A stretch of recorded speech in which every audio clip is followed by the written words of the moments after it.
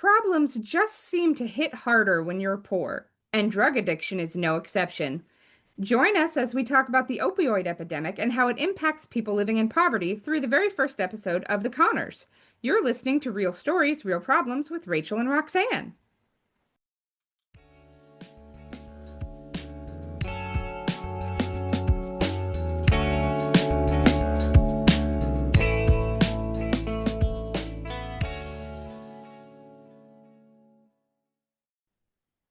Rachel, how are you today?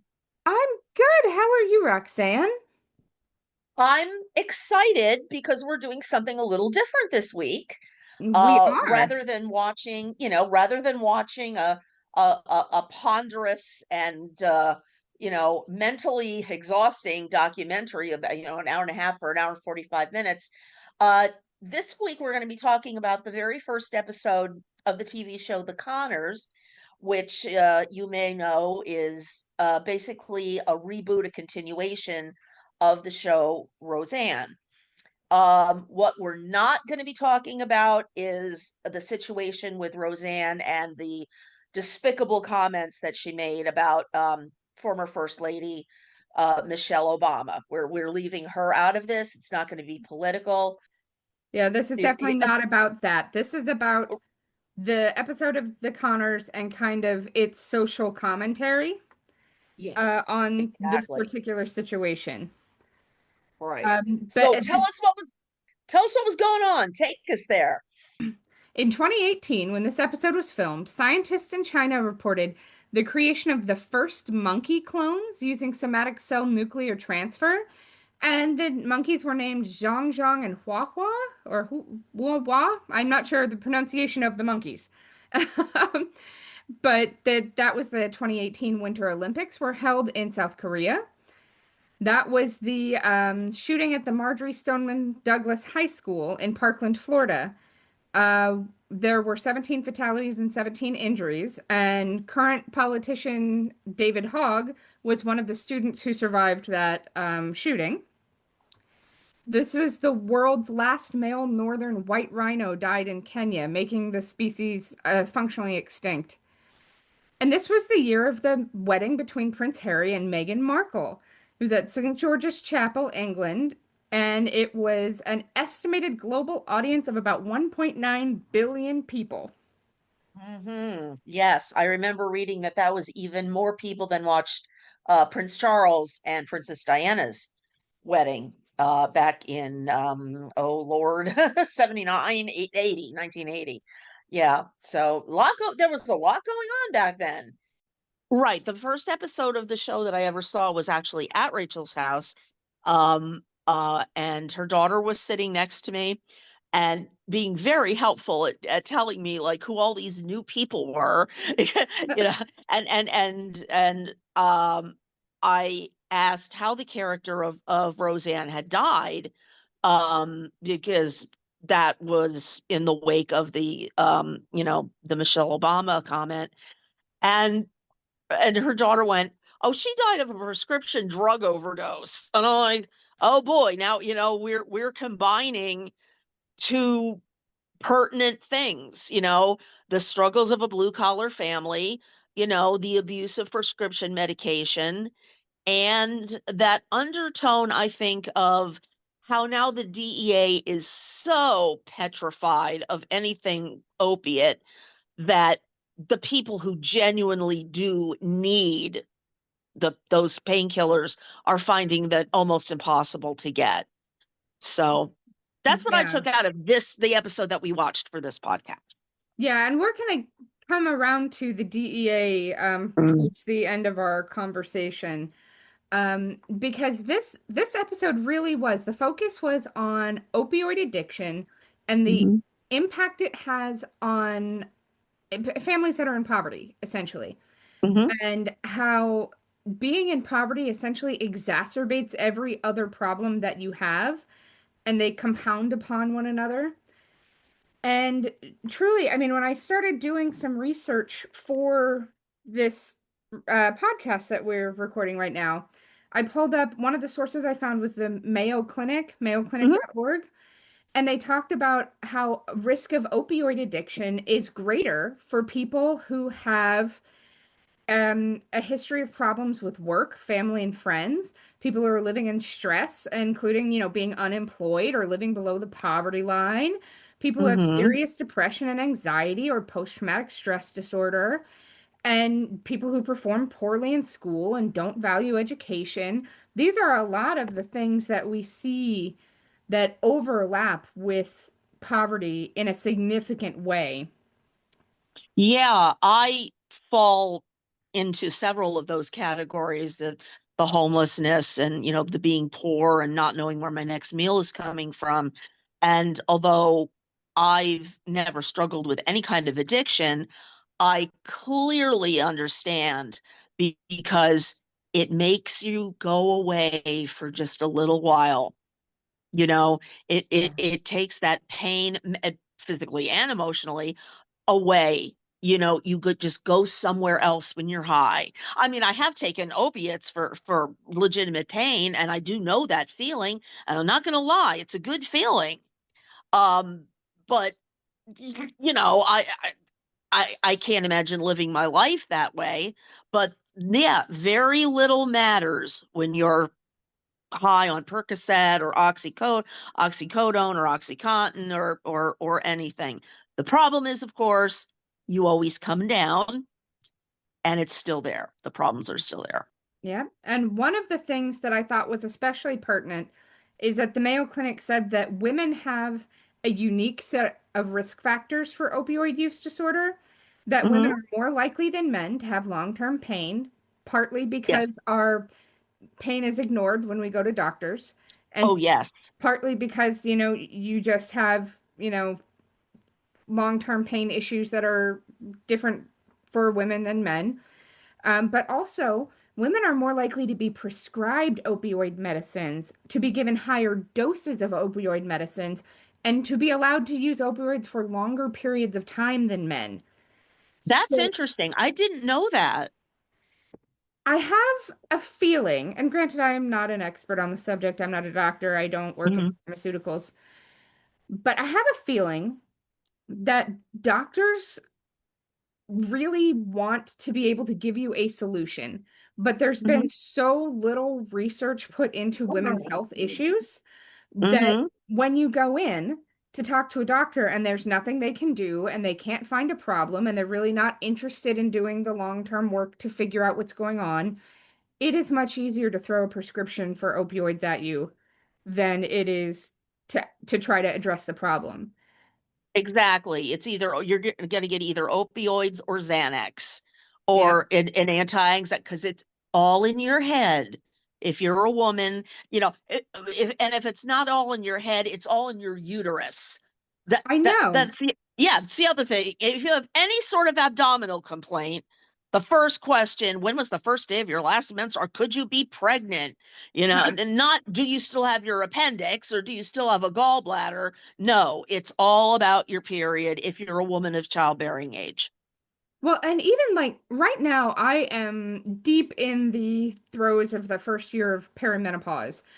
And for the last 8 months or so, I have been to four doctors, one imaging center, and a couple of different places for people because I keep going in and being like, oh my God, my get up and go got up and went. I have no Uh-huh. drive, no energy. I'm exhausted. I am crying. I am screaming. Like there is something wrong with me. And Yes. every time they're like, well, this just happens to women. And I'm like, no, I need a solution. Mm-hmm. This is not okay. I cannot live my life like this. And they're like, well, you kind of have to because this is what happens to women. If this happened to men, we would have invested billions of dollars into trying to solve this problem.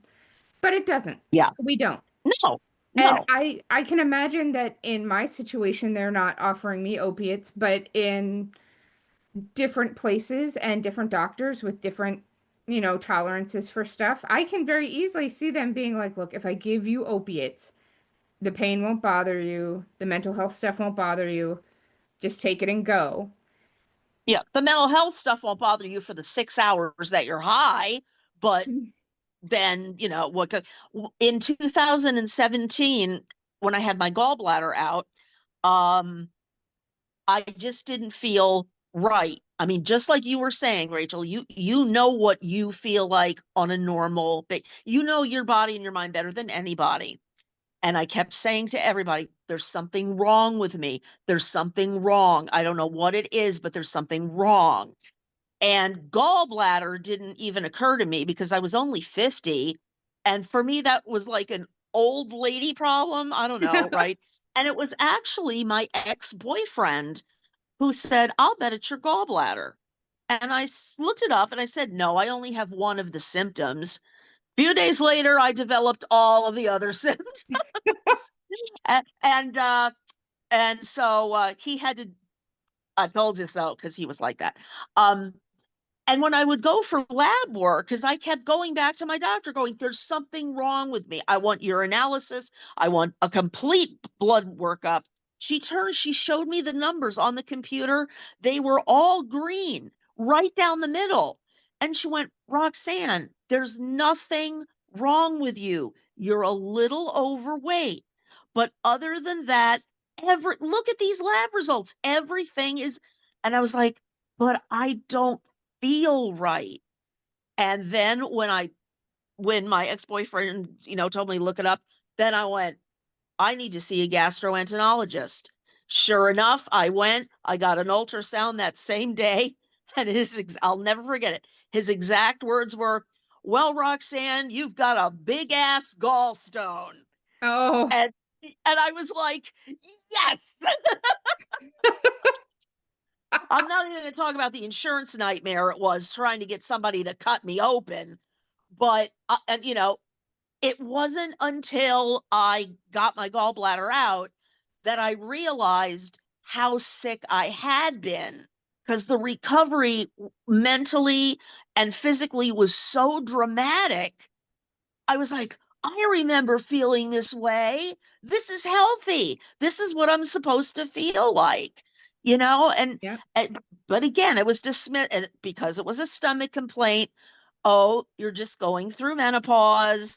This is what happens to women. I'm like, no, not to all women.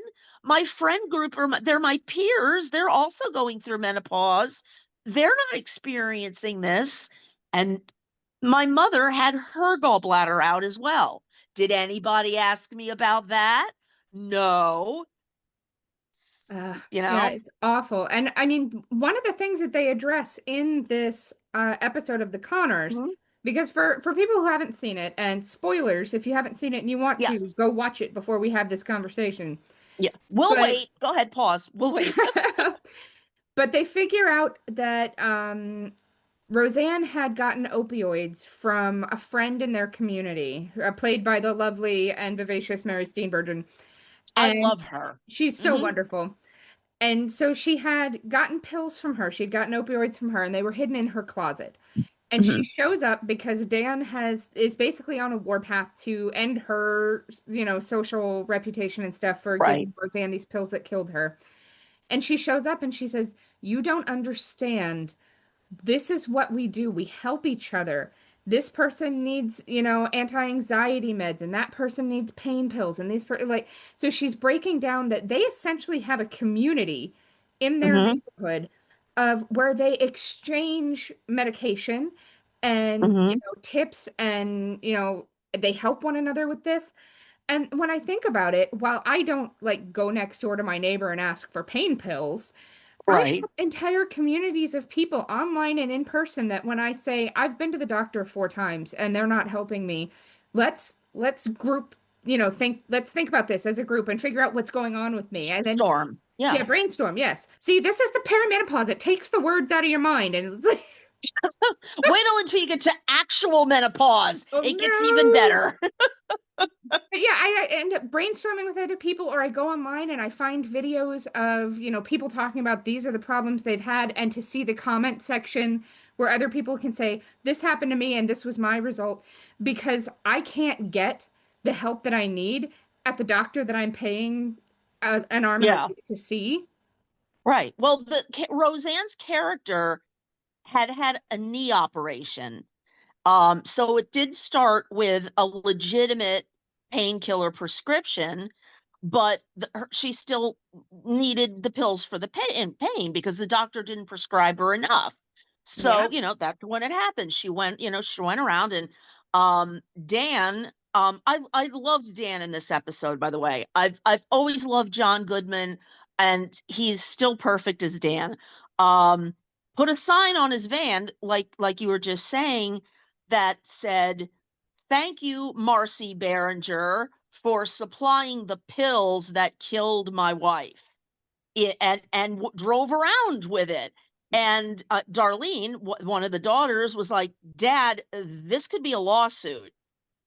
This is libel. It could be a lawsuit." And Dan goes, "I don't care." He was the perfect grieving husband. Yeah. Didn't care about anything. He was angry. He didn't know who he should be angry at. The neighbor, Roseanne herself, God, and having lost both my parents, I I understand that as well. On an intellectual level, I know they were elderly and they died. We are meant to outlive our parents, but there was survivor's guilt. And I Oh, think for Dan was sure. experiencing that as well. Why didn't he know? Well, because addicts are sneaky. And yeah, and where else did she have the pills in the freezer? I She think. had pills hidden in an ice pack in the freezer. She had them hidden in her closet. She was trying at like what had happened in the end of season 10 of Roseanne Yeah, was that she'd had the knee surgery and she was trying to get rid of the pills, but she couldn't bring herself to do it. She held on to them, she hid them around the house, and clearly was still taking them because that's what killed her before the start of the Connors. right.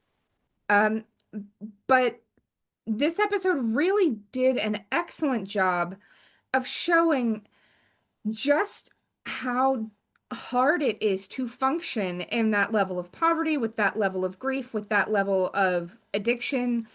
And even like Jackie was, Roseanne's sister was being neurotic and cleaning everything and reorganizing everything and trying so hard to I keep love her busy. too. Lori Metcalf, I love her. Mhm. Laurie Metcalf can do no wrong. I've never seen her No. in anything. I didn't think she was wonderful. Um, but just watching her try to reorganize the kitchen and wet vacuuming the couch and like she couldn't stop because if she paused, she had to think Hmm. about the grief. And watching how like it struck me as a truly poor person response because I am someone who knows people up and down the wealth spectrum. I know Sure. people who have essentially no money. They live on SSDI or what have you. Hmm. And know people who are extraordinarily wealthy.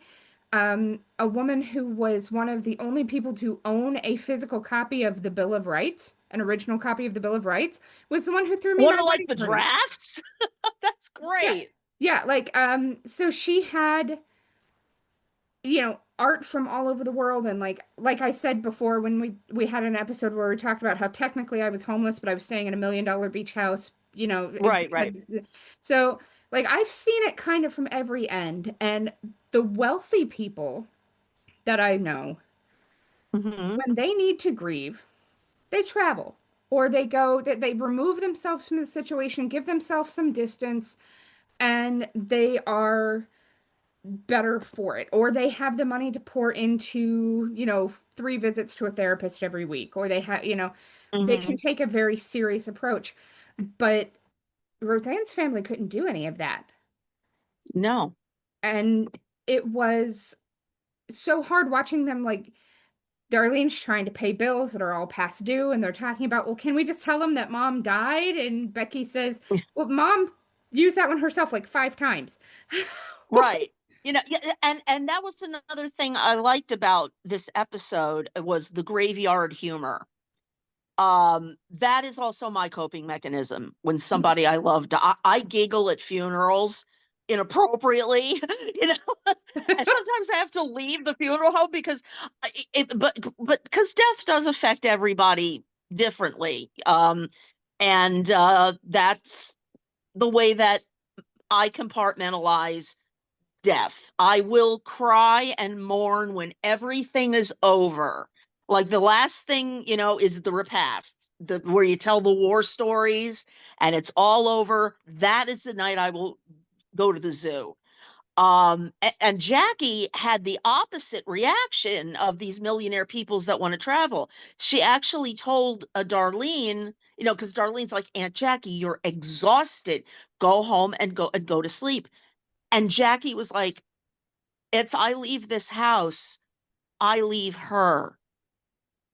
And Darlene put her arms around her and said, she'll still be here when you come back tomorrow. And I get that, Yeah. you know? And I mean, everybody's grief is real, and I am certainly not judging the Sure. wealthy people I know who, they have the means.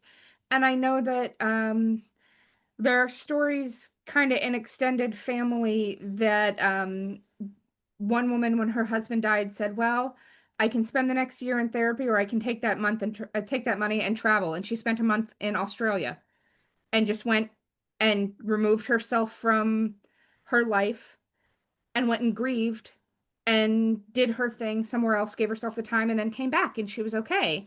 And that was her therapy. Yep, That was therapy for her. it was. Absolutely. And there's nothing wrong with her doing that. The problem is the poor people who can't.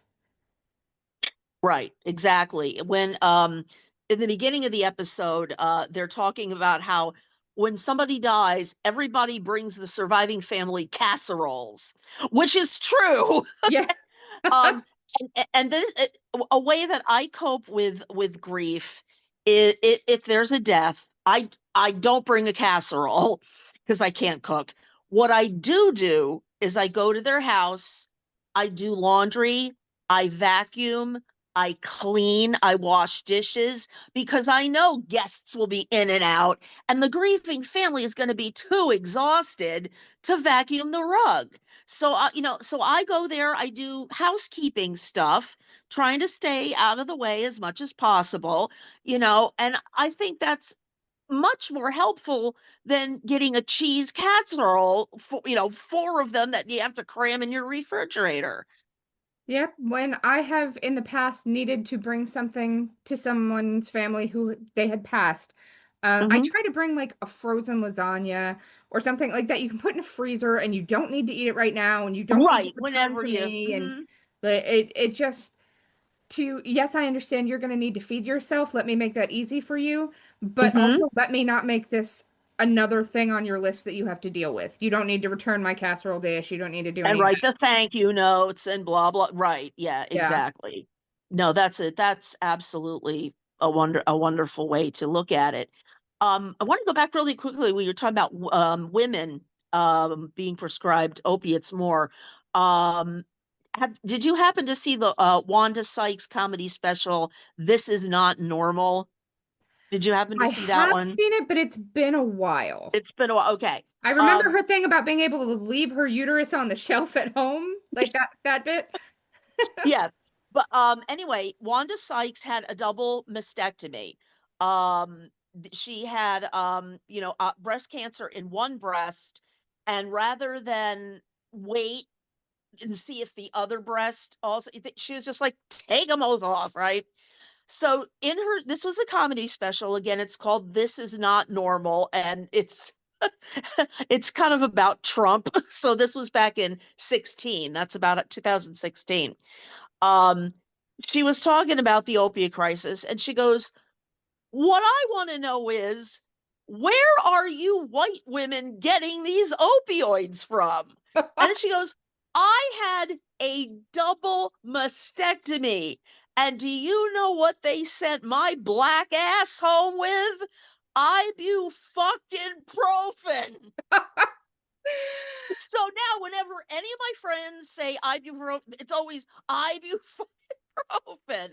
Well, and that's Which, too funny because Wanda Sykes is one of the writers on the Connors.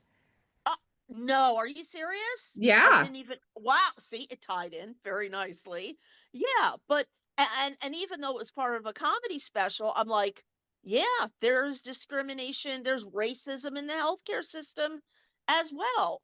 A lot of doctors are under the impressions that women of color, especially African American women, are drug seekers to sell. Yeah. And realistically, like it it's so weird because when you look at um like the cycles of poverty and the people living in poverty, adults with lower incomes and those who grew up on, in poverty have higher Hmm. rates of disability, higher rates of mortality. Men and women who are in the top 1% of income are Hmm. expected to live, men live 14 years longer than, rich men live 14 years longer than poor men, and rich women live 10 years longer than poor women. Mm, Um, and I think part of that is obviously access to nutrition and access to medical care and access to all of sure. that.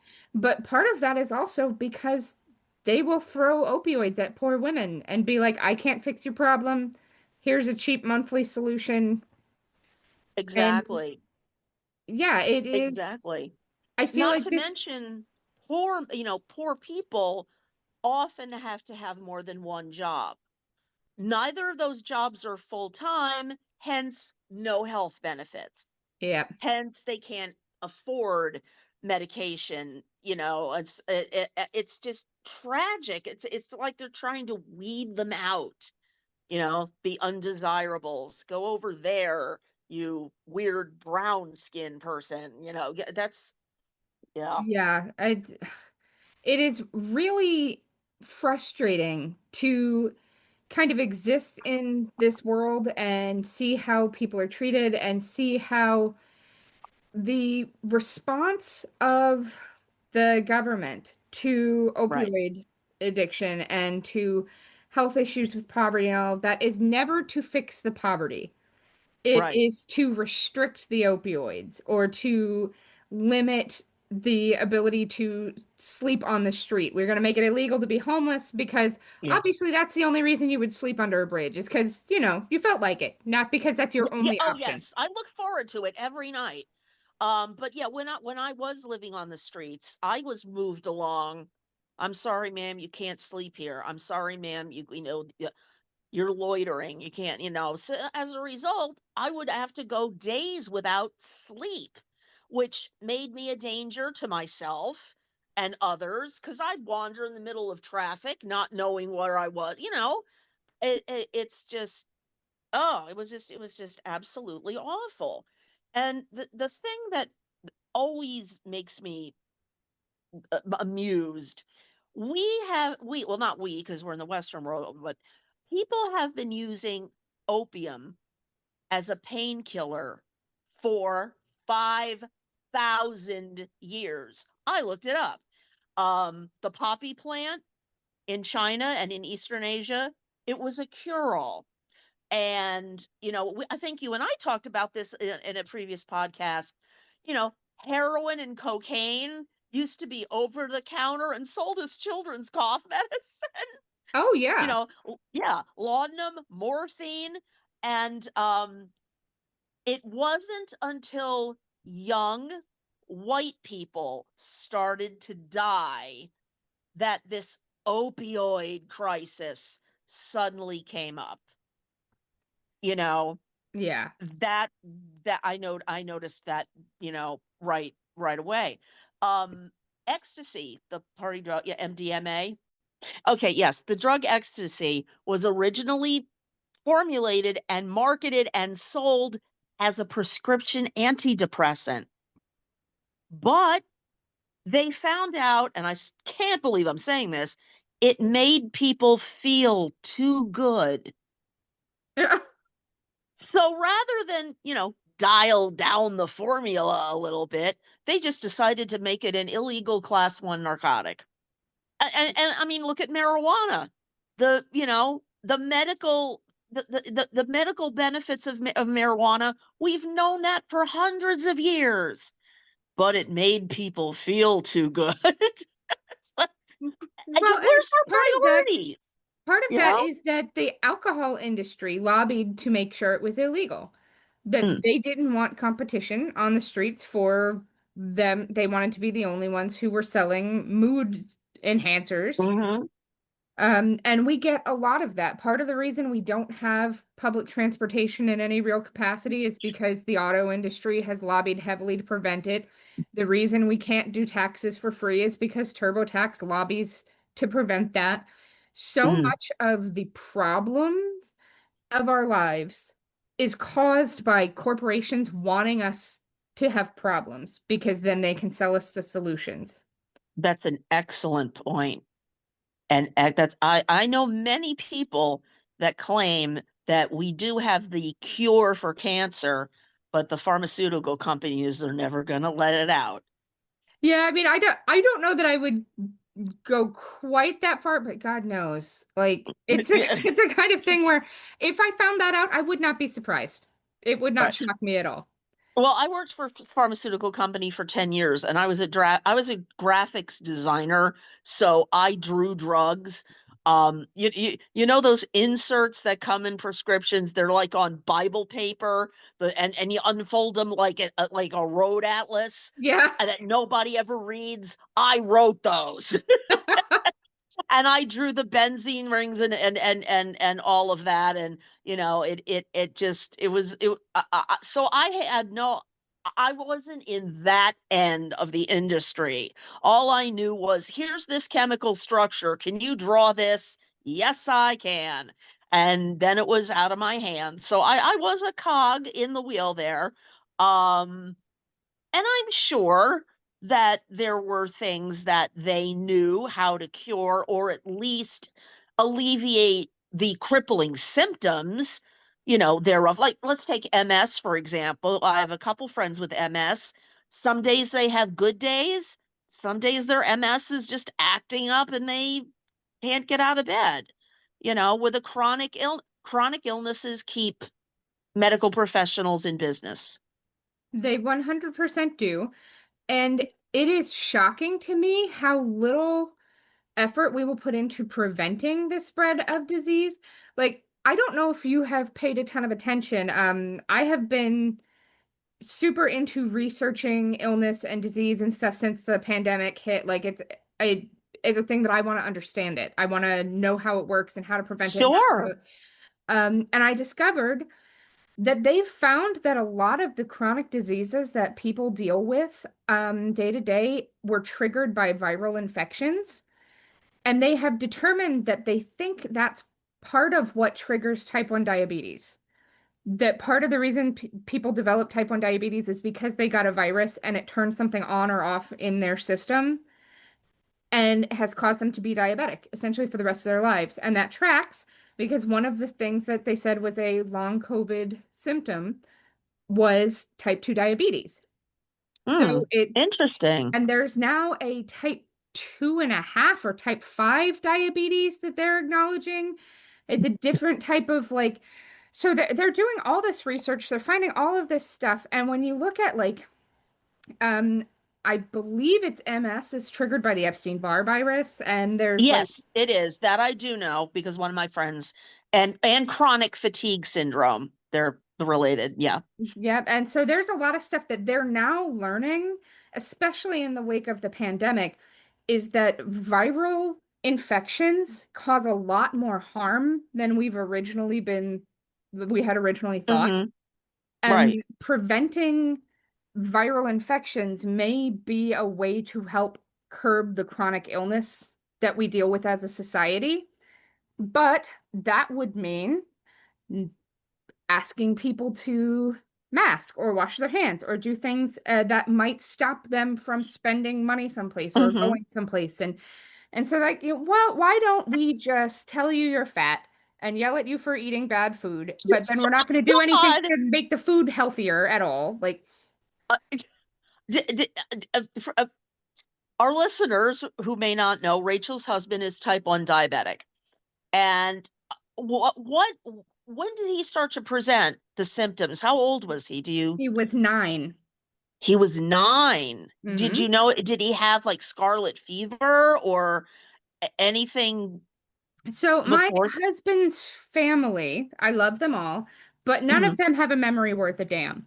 Oh, I would great. I would not trust that if they said this is a thing that happened, I would not trust that that was necessarily exactly what happened. But I mean, he was 9. He was in elementary school. It was, God, the 80s at that Yeah. point. So I guarantee you, he was exposed to all sorts of disease. We didn't have chicken pox vaccines when we were kids, so that No, could have been I chicken had pox. chicken pox.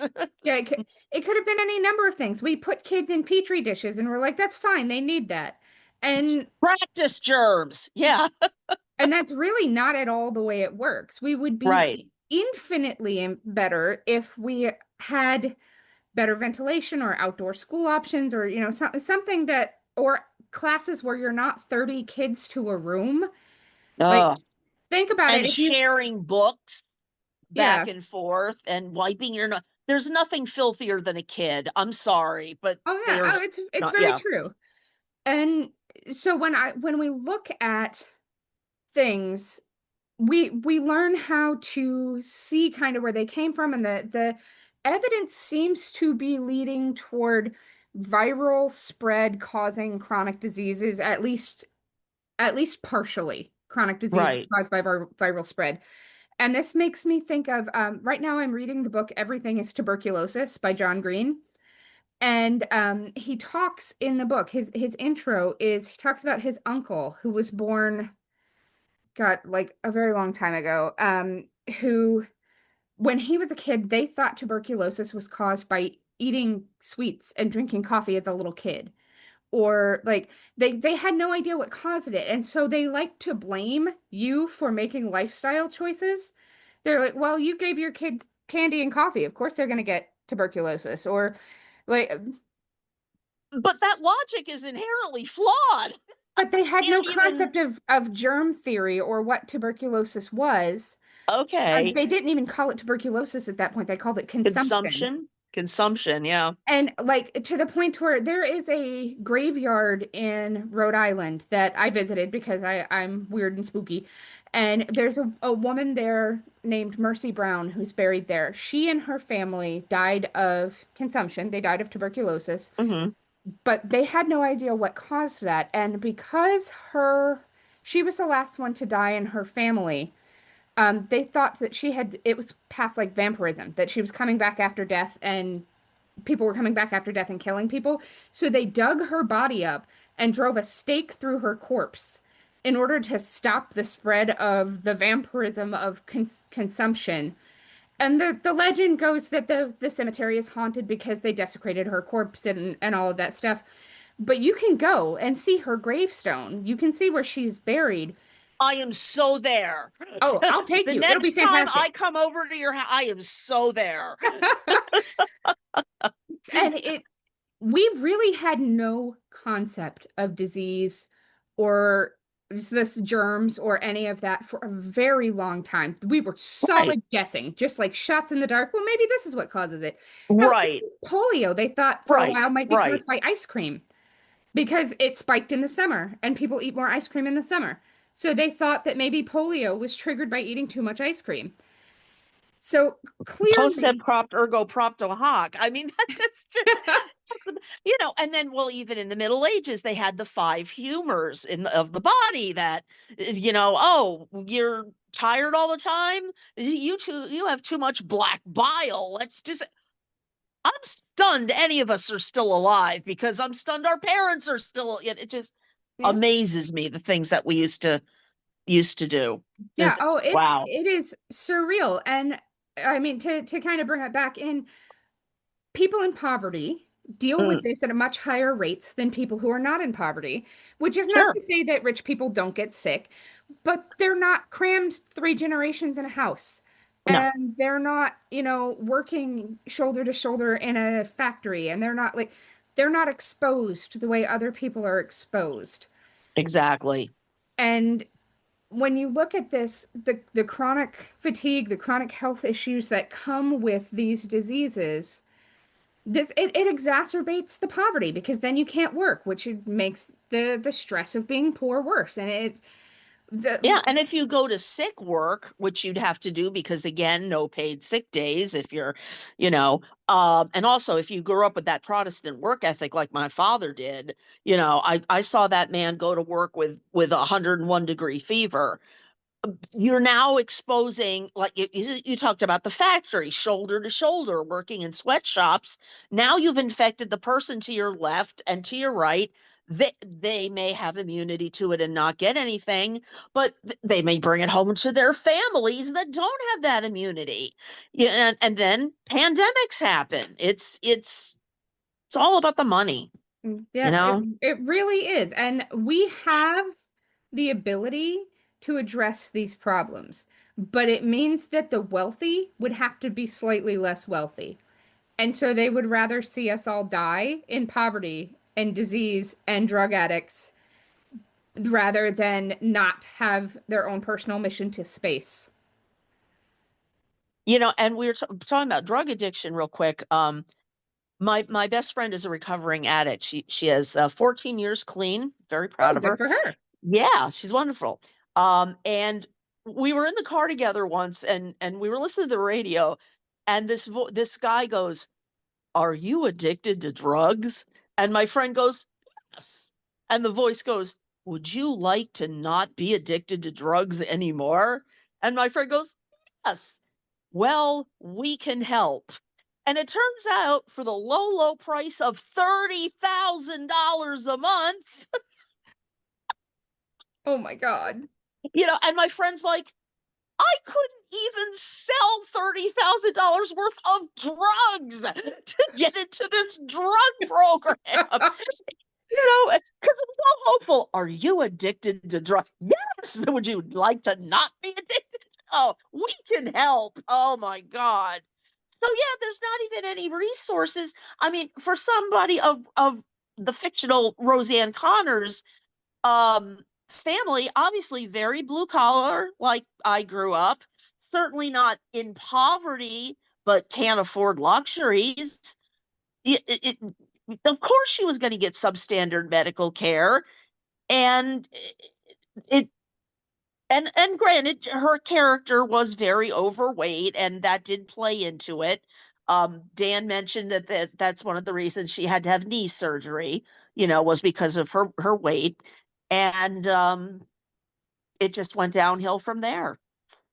Yeah, and the reality is that there are programs in place to help people, but they're not very widely known and they're not Mm-mm. easy to access. Like, I don't know if you know this, Roxanne, but Sanofi, the pharmaceutical company, Yeah, they have apparently something called the Partnership for Prescription Assistance, which helps you find your necessary meds at low or no cost.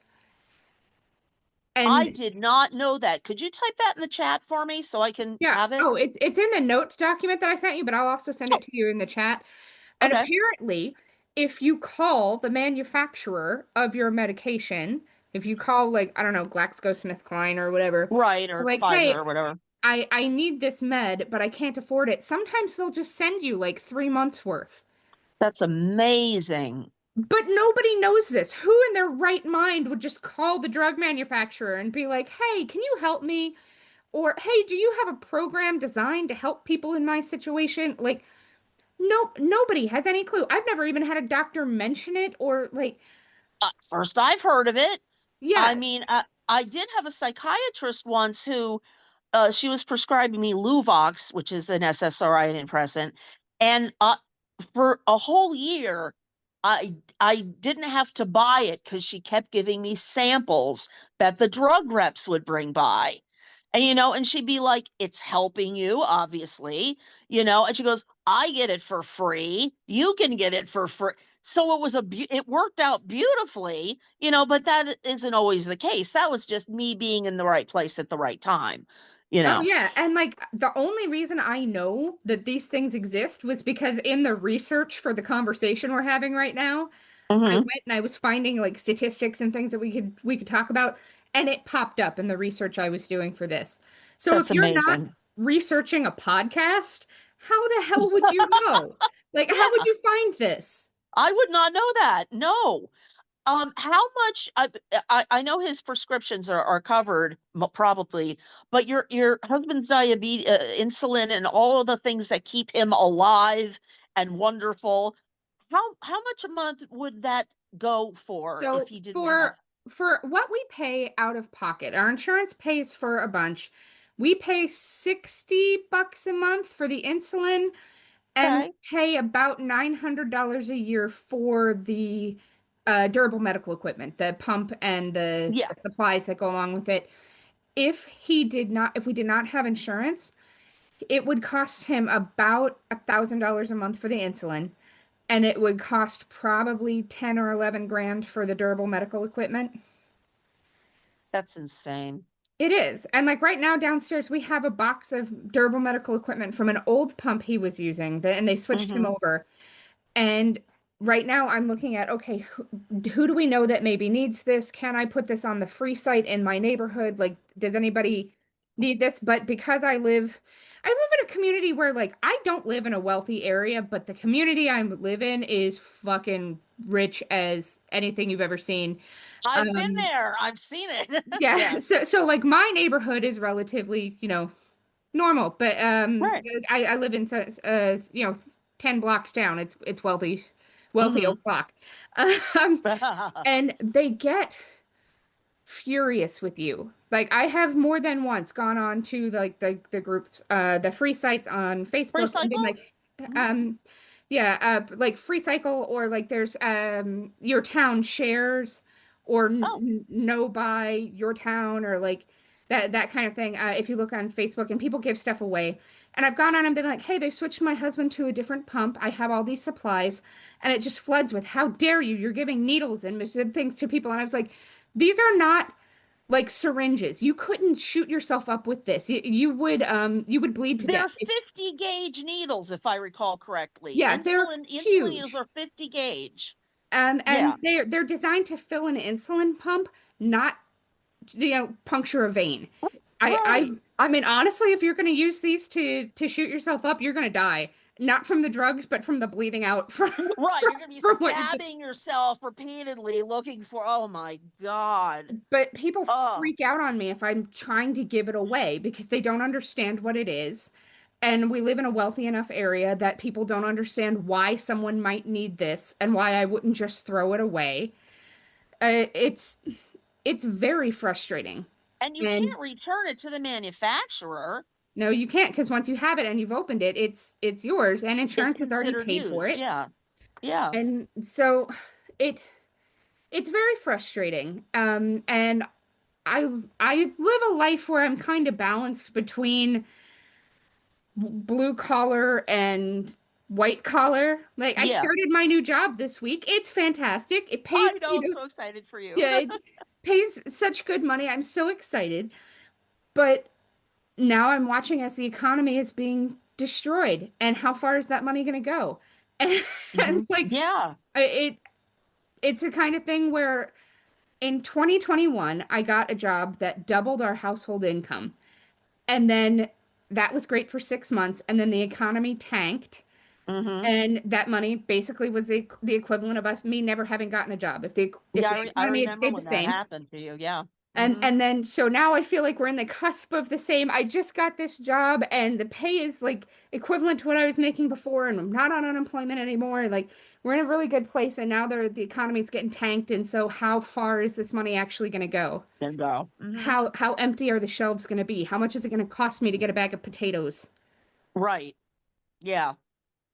It's almost, I mean, I am also up for a job, as Rachel knows, because she hooked me up with it. I'm waiting to hear, hopefully this week, from the boss whether or not I'm a good fit. And in my head, on one half of my head, I have already got that money spent. You know, oh yeah. First, I'm paying back everybody that ever gave me a dime, and then I'm going to Vegas. Um, but But on the other half of my brain are my parents who were raised during the Depression going, hide it under your mattress. Oh yeah, and I know when I was down visiting you, I found $2 in the parking lot, and I was like, "Here you go, I found it." And you were like, "Oh, it's gonna be a good day," because two Yeah, dollars like is a big deal for you at this point. A- yes. And it's this weird dichotomy of I'm interviewing for this job and it's going to pay so much money, or I've just landed this job and it pays so much money, but how is the world around me going to change? How do I need to think about this and adjust my life to make sure that I am going to stay okay? Right. And that you can the entire first well, the first 8 seasons of Roseanne were about that exact topic. Like she would get Right. a job and then Dan would lose his job, or like she would get hired and then they would fire her because her schedule didn't work out. And like we Right. watched Right. them bounce through and we saw them lose power and we saw them be unable to, pay the bills and we saw the mortgage get recalled and all of that stuff. Yeah. And Mm-hmm.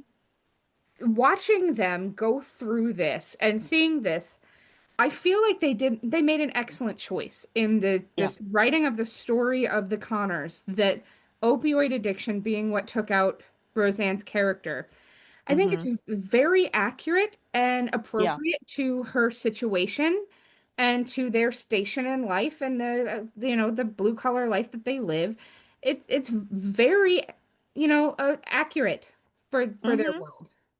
Yeah. I mean, with Roseanne and the pills, it's like, yeah, sure, the character of Mercy Ballinger gave her her prescription, but Mercy, and certainly none of the family knew that Roseanne was getting them from other sources as well.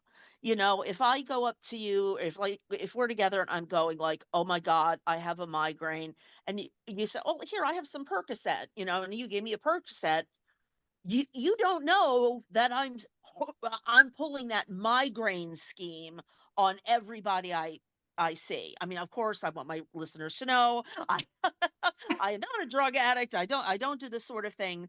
But if I were to OD, that's not Rachel's fault. Just like it wasn't Mercy Ballinger's fault. And Dan wanted someone to blame. He wanted someone to be mad at. And I get that. I absolutely get that. Yeah, it's incredibly hard to lose someone, and it's made even worse if you feel like you could have stopped it, or that they did it on purpose, or that they were making decisions that put them in that position, and that if only Mhm. they had done something different, they would still be there. So it's It's easy for him to, survivor's guilt. Mhm. oh yeah, it's easy for him to aim that anger at someone else who he felt played a part in that death. But it's not like she was hit by a drunk driver. It's not like, No, see, I was going to bring up drunk driving actually. That's a you know who to blame. But then why don't we blame the bartender that kept serving him and didn't call him a cab? I mean, it's you can go nuts trying to, think about that. well, But and yeah, there's 10 degrees of separation from everything. I have a sure. friend living in Florida who in December she was on a cruise. She's very poor, but her family paid for everybody to go on a cruise together, um, because it was like a big family event and they paid for her to be there. And while she was on the cruise, she slipped and she hit her head so badly that she thinks she has frontal lobe damage. She had a severe concussion and she's blacking out, and she blacked out at the wheel and caused a car accident. No longer Oh. has her car, no longer has a driver's license because of it. Like, this is the after effects of this, head trauma. And Mhm. she's been to the doctors, but she's on SSDI and Medicare or Medicaid, Mhm. and she is keeps being told, "Well, okay, you have an appointment to see a neurologist in June, so just hang out till June." And she's like, "Hang out what? How in the world am I supposed to live and not do laundry and not go pick up the kids and not go like she's And just she supposed can't to be alone. yeah, she What if can't. she has an episode and it hits her head again? She could never live by herself. Yeah, and so maybe in June they'll figure out what's causing this. Mhm. And then, who knows how long it will take them to address it or fix it if it's fixable. But in the Right. meantime, she's spent at least $500 on unnecessary things she didn't even know she was buying. She blacks out and is on Amazon. Packages show up later. Uh, Oh, wow. yeah, she in the confusion of this let a guy move into her house. Like that they had a friends with benefits situation and he took advantage of that and moved into her house while she was concussed. And then And she she had to just figure woke out up one day and there he was, or and like, like I mean, all of his stuff. And she was just like, "Well, okay, I don't want to say anything because if I told him he could, then what am I going to do?" But her life is in a seriously bad way and it's getting worse and she can't function. She's not a functional adult right now. Right. And what is she supposed to do? Lay in bed for another month? Like, She sounds like Guy Pearce's character in Memento, where she's not kinda, yeah. capable, and she's got anterior grade amnesia. She's not able to form new memories beyond a few seconds. Oh How yeah, and she doesn't terrifying. remember. Like, I'll call her and I'll talk to her and then she won't remember that I called her. Like Hmm. she won't have any memory of the conversation that we had. So every time I talk to her, we have the same conversation because she doesn't remember. I'm only giggling because I have a British friend who had to have an operation, and unlike in the United States, the UK is very liberal with painkillers. They have a sense of, yeah, people hurt. We're going to, So he's laying in his hospital bed and he's got like the morphine drip or something in his arm, right? He called me several times. Each time he thought it was the first time, you know. He's like, hello, love. I went, honey, this is the third time you've called. I just had my operation. Yes, I know. And it went well. Yes, it did. And he finally wound up with, and there are little tiny nanobots all over my body, and they're healing me. I love my little nanobots. And I was like, I'm not going to break his like fantasy of having the nanobots. But and I'll close with this because we've been going over an hour. We thought it was going to be a short one. We did. But the same best friend, are you addicted to drugs? She has to go for her migraine. She has to go in for ketamine infusions, and oh boy, ain't we got fun! All right, she's in a private room in the neurology wing. I know this because I was the one who drove her there, and she had a phone in her room, right? So she calls me, and it's about 9 o'clock at night, and she goes, there's a dead woman in bed with me. And she didn't seem upset about it. And I went, Beth, you have a private. There's no, there's a dead woman in bed with me and she won't leave. And this was in Philadelphia, so it's not like I could just get in the car and go, which I would have, you know. And I went, okay, Beth, are you sure that's not like pillows or something that's propped up next to you? And she's like, no, she just came in here and died, and now she won't leave. And I went, okay, honey, I'll talk to you tomorrow. So I hung up. I called the hospital. I asked can I be switched to the neurology ward? I got the neurology ward. Miss, I think you need to go and dial it down because and the nurse went, oh my God. Oh, But that's she goes, we're gonna do that right now. Oh my God. oh, And that's Beth, too to funny. this day, Beth has no memory of having that happen. And I tell her, well, you were very cool about it. You weren't frightened or anything. So yeah, But drugs, man. on that note, thanks for listening to Real Stories, Real Problems with your hosts, Rachel and Roxanne. We hope you enjoyed our deep dive into episode 1 of The Conners. Join us again next week when we dive back into the world of financial documentaries. If you enjoyed our show today, please remember to like, subscribe, and leave us a review on your podcast app. Thanks for listening. See you again next week. Bye for now.